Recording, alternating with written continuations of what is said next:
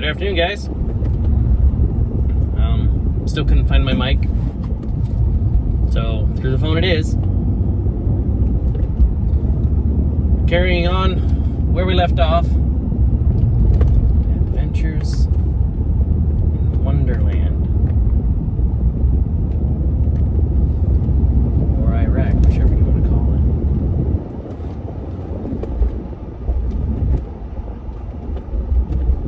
it. So we went over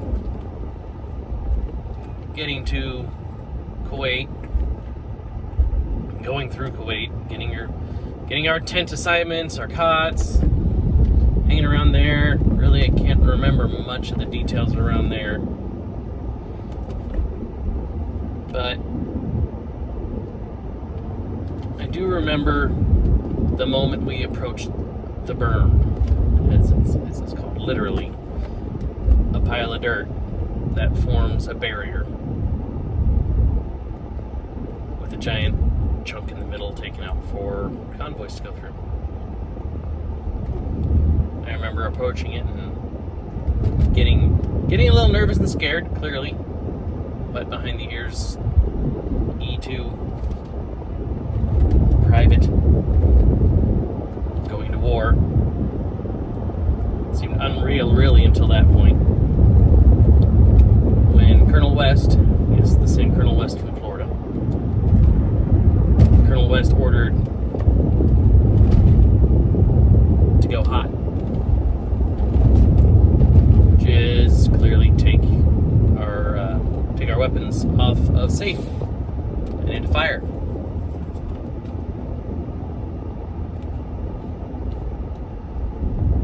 And going through that berm is just unreal. I can't even really explain the anticipation, the fear, the anxiety of going into Iraq from what is known as a safe place in Kuwait. No longer safe. People are literally there to kill you. So going into the southern border of Iraq, it's almost like a welcoming party of Iraqis, if I recall. But there's also, clearly, I'm going to guess there's some out there, because some of the children would just walk out there to see if we'd run them over. Now, from my experience, we didn't. And I was a driver for the warrant officer, so I was also driving with an M16 across my chest. I don't know if they were just literally seeing if we were there to help them or if they were being told to, but they did. More than once, they would walk out into the middle of the convoy and we'd have to swerve around. I also remember getting farther in, and off in the distance. Now, I know people have seen bonfires, but imagine being an hour from your home, on your way home, and then seeing nothing but black smoke billowing up into the sky from that general vicinity. And you're still an hour out and you can see it as clear as the hand in front of your face. If I recall correctly, it was Basra we were seeing on fire. Smoke pillars, 3, 4, 5 on the horizon, a couple more closer. Along the side of the road, you get to see vehicles from the previous Gulf War that were still, remaining there.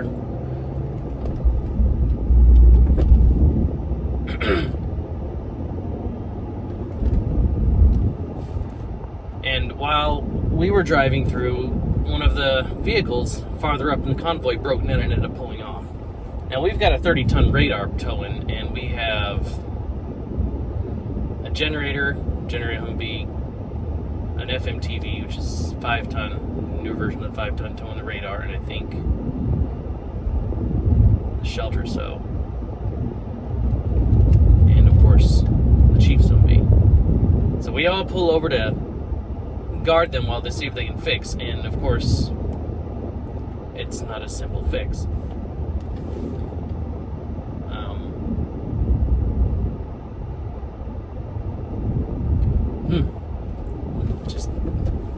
Anyway, it turned dark. It got dark. We pulled out the NVGs.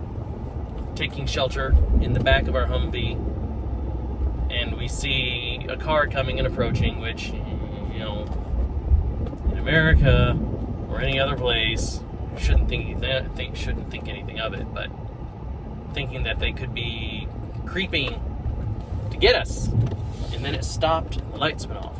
It's even scarier. So we all, like I said, throw on our NVGs, our night vision goggles, and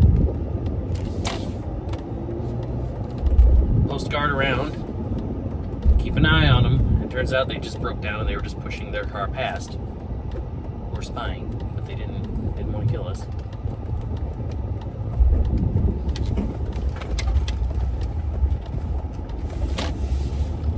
And that,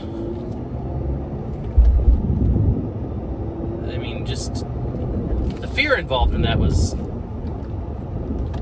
clearly nothing else I'd ever felt before. You know, I wouldn't wish on my worst enemy.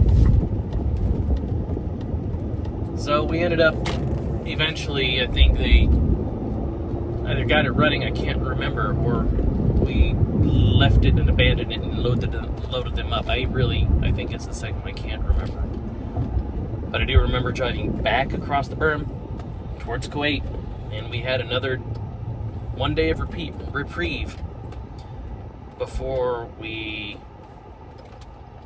went back on another convoy to join another convoy to go back across the border, and I think we finally settled in our first base in Taji Airfield, and I can't remember how long we'd be in there and stuck there, but I think that is for another time. Questions, comments, leave them below. You know where to find me. Here you go. Thanks for listening. See you later.